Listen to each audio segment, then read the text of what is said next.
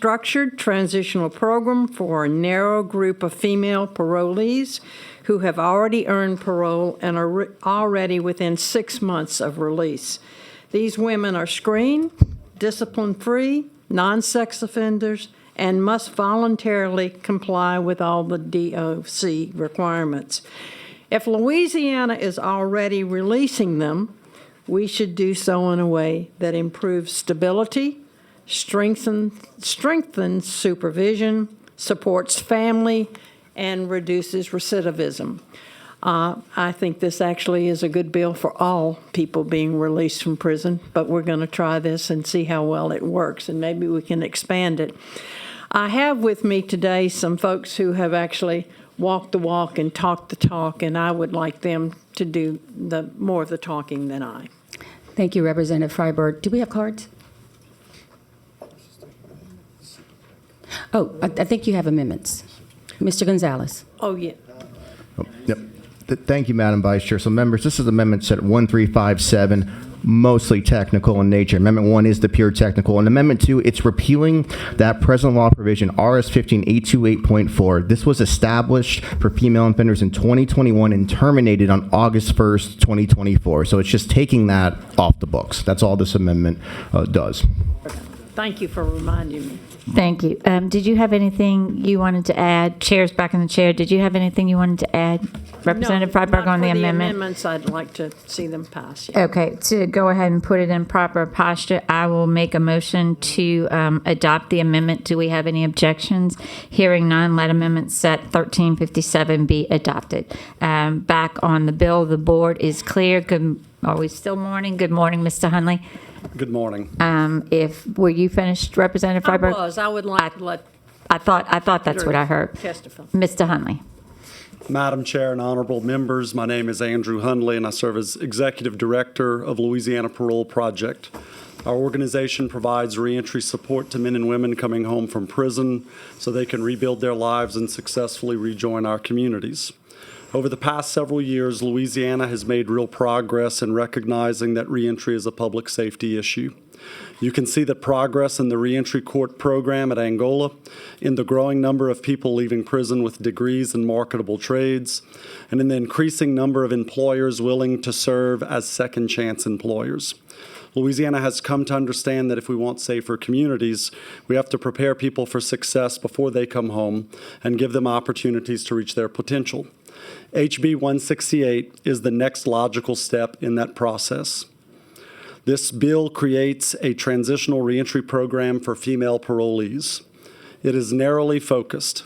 It only applies to women who are already parole eligible, who meet the bill's criteria, and who are within 6 months of their projected release date. These are women who will be returning to our communities with or without this legislation. HB 168 does not open the door for people with years left to serve. It creates a structured step down for women who are already near the end of their sentence and have been granted parole. Instead of expecting a woman to go from the realities of prison one day and to being released on her own the next, with the weight of the world suddenly on her shoulders, this program gives her the chance to move into the shallow end and wade out safely rather than being pushed straight into the deep end. What makes this important is that the final 6 months before release matter tremendously. This bill allows a woman to transition into a safe, structured, residential, and therapeutic model where she can receive mentorship, guidance, treatment, accountability, and practical support before she is fully on her own. The focus is on movement towards self-sufficiency through treatment, employment, stability, and community reintegration. Some may call it a halfway house, but it's much more than that.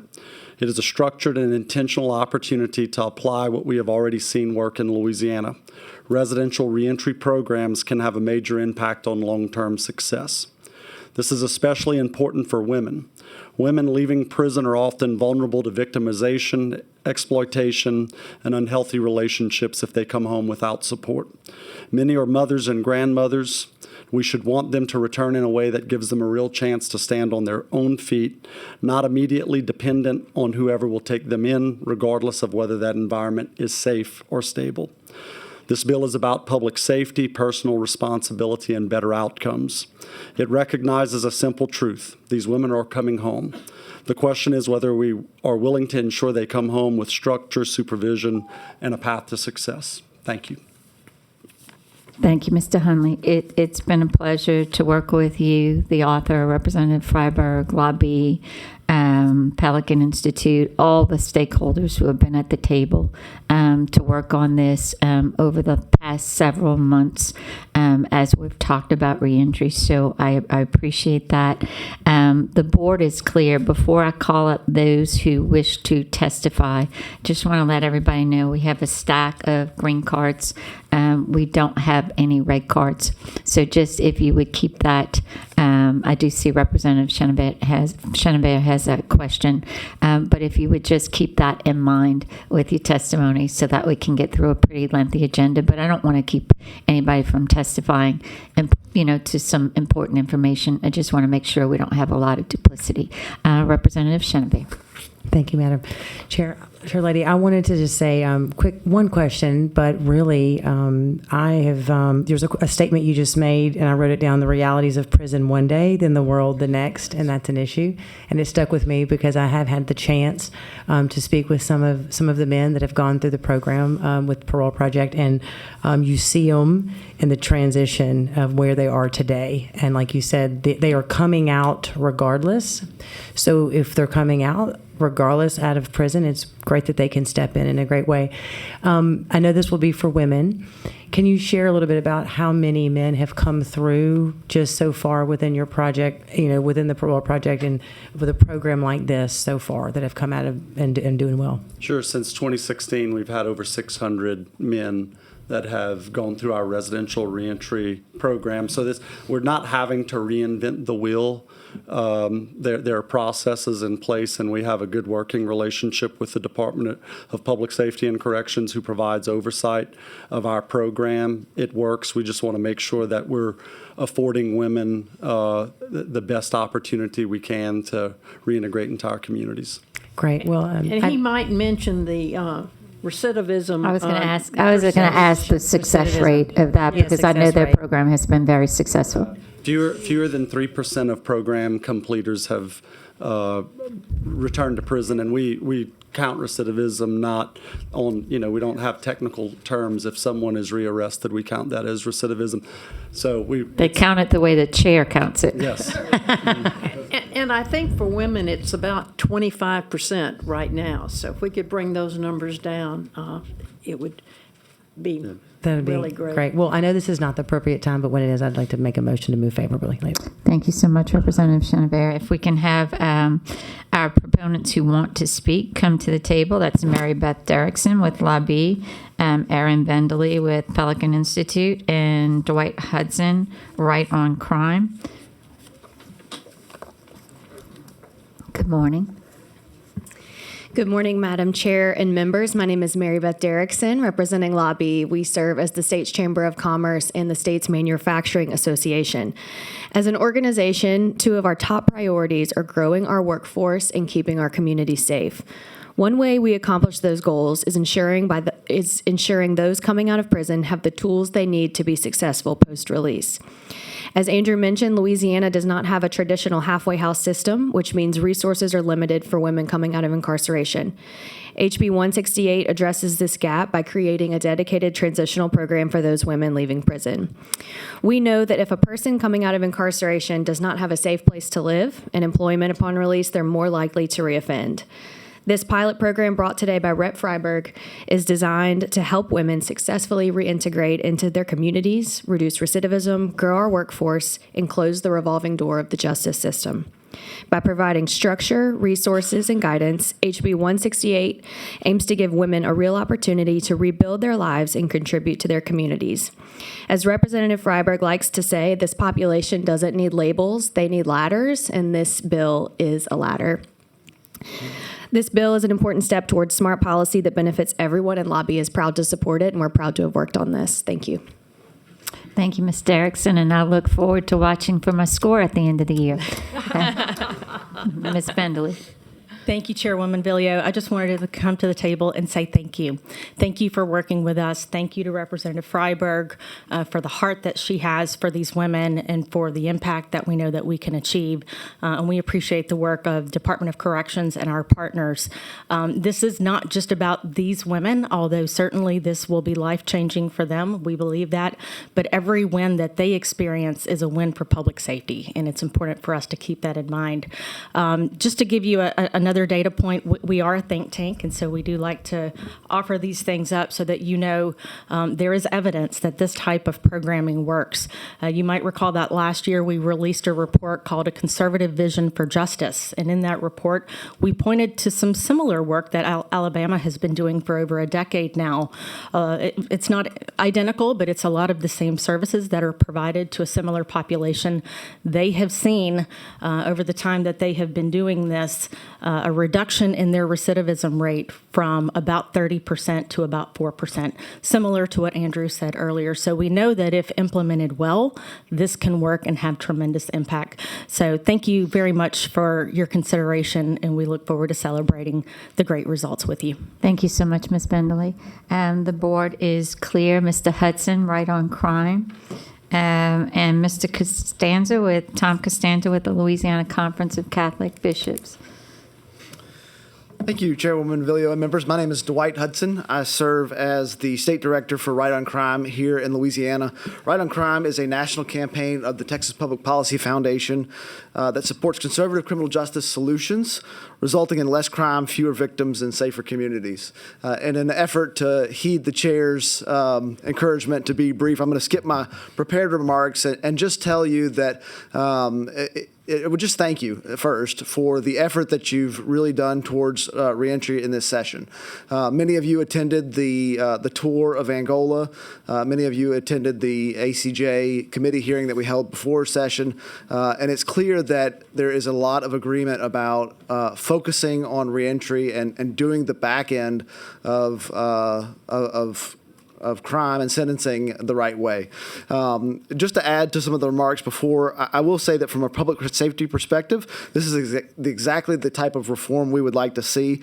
Public safety is strengthened when reentry is orderly instead of chaotic. The National Institute of Justice notes that women face distinct reentry challenges and that reentry programming has historically focused more on men. This means that women's needs are often not addressed by a one-size-fits-all approach. And so this is exactly the type of programming that we want to see in Louisiana that will help us have better outcomes on the back end. So thank you. Thank you, Mr. Hudson. Mr. Costanza. Thanks, Chair Villio and members. Just briefly, just want to thank Representative Freiberg and everybody that's worked on this. From Catholic Charity's perspective, we've been working in this space for many years.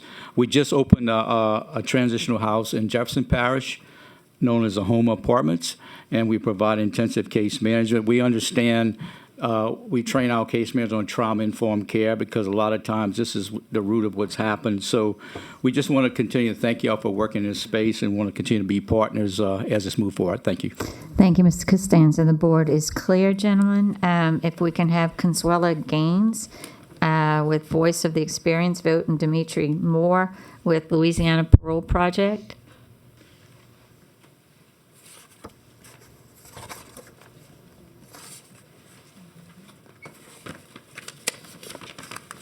Ms. Gaines. Good morning. Good morning. My name is Consuela Gaines. I'm a formerly incarcerated woman who served 22 years in prison, and today I serve as the Director of Organizing for Voice of the Experienced. I'm here in support of House Bill 168. This bill is a step in the right direction because release is not the same as reentry. When women come home, they're not just walking into freedom, they're walking into instability. Many are returning to trauma, trying to reconnect with their children, find housing, secure employment, and rebuild their lives with very little support. A transitional reentry program designed specifically for women acknowledges that reality, and that matters. And we know this works. At Vote, we operate a women's transitional house called the Diamond House, and the women who have gone through that program have not recidivated. That's what happens when women are given structure, support, and stability. But I do want to offer a few key considerations. First, the eligibility criteria is very narrow, requiring women to have served at least 5 years, be within 6 months of release, and have a clean disciplinary record will exclude many women who are ready for change, but may not meet every one of those boxes. If we want this program to truly work, we should be expanding access, not limiting it. Second, this program must include real support, not just supervision. That means trauma-informed care, mental health services, housing support, job training, and help with family reunification. Without those, this becomes just another step in the system instead of a real pathway forward. And lastly, this work must include community-based organizations, especially those led by formerly incarcerated people. We are already doing this work, we are trusted, and we know what it takes to successfully come home. In closing, I support House Bill 168 because Louisiana must do better when it comes to reentry for women. But we have an opportunity not just to create a program, but to create real outcomes. Let's make sure we get it right. Thank you. Thank you, Ms. Gaines, and that's the very reason the access is limited, for the very reasons you just spoke. It's a pilot program. I trust the parole project is going to get it right, and then we can revisit that in the future. But these are the steps necessary in order to do that. Ms. Moore. Good morning. My name is Demetra C. Moore. After spending 2.5 decades in prison, I have been home today for 3 years. Coming home after so long is a major transition, and those first few months can make all the difference. I was fortunate to spend my first several months in a residential reentry program. That step-down support gave me the structure and stability I needed to find my footing. When I came home, I did not need a handout. I needed a hand up. Sometimes women do not have the option of going home to family. For some, the choice is between homelessness and going back to an abusive situation. That hand up helped me build the life I have today. I am present in my children's lives, involved in my grandchildren's lives, and moving forward with purpose. I know there are many women who could succeed, too, if they were given the same opportunity. Please support House Bill 168 and give more women the opportunity to come home with the kind of support that improves their chances for long-term support. Thank you. Thank you, Ms. Moore. The board is clear. We have one more wishing to speak in support, Christy Shermy with Louisiana Parole Project. Ms. Shermy.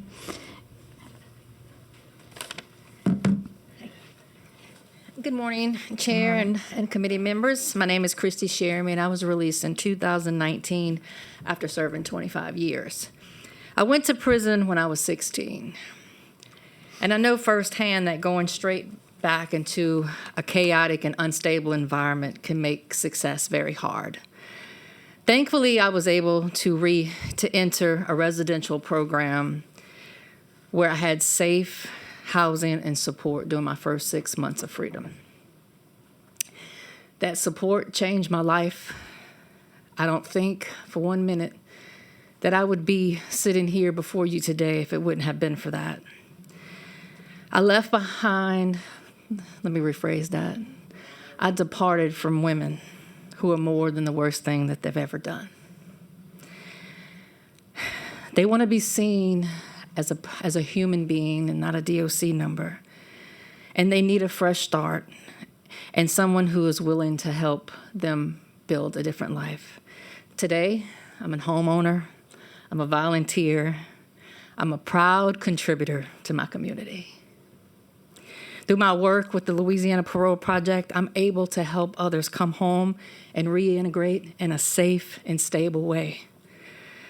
I know that there are more women, if they had the chance to enter a residential program, they would have far better outcomes and a real opportunity for long-term success. I just want to thank you for the support of the House Bill 168, and thank you for considering the perspective of one who lives it. Thank you. Thank you, Ms. Sherman, for your testimony. The board is clear. I'll go ahead and read the green cards in support. Gianna Wheat with Louisiana Association of Criminal Defense Lawyers, President support, not wishing to speak. All of these cards I'm reading are President support, not wishing to speak.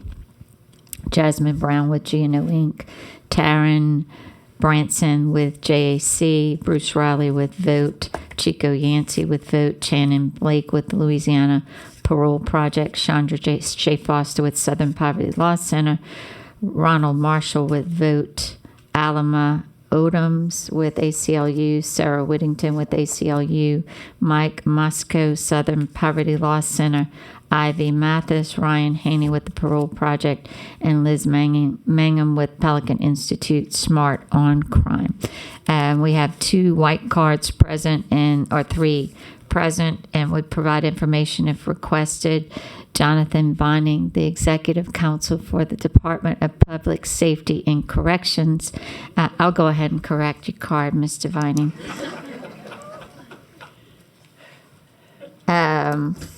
Gary Westcott, Secretary of the Department of Public Safety and Corrections, and Francis Abbott, the Executive Director of the Louisiana Board of Pardons and Parole. Representative Freiberg, you want to close on your bill? I would just like to thank all those who came and spoke today. I wasn't expecting that many people, and I appreciate that. And I also appreciate Chairwoman Villio for working with me so closely on this bill. I think it'll be a great asset to our state. Thank you. It's truly been a pleasure, Representative Freiberg. We have a motion, just for clarification, Representative Schenenberg, that's a motion to report favorably as amended.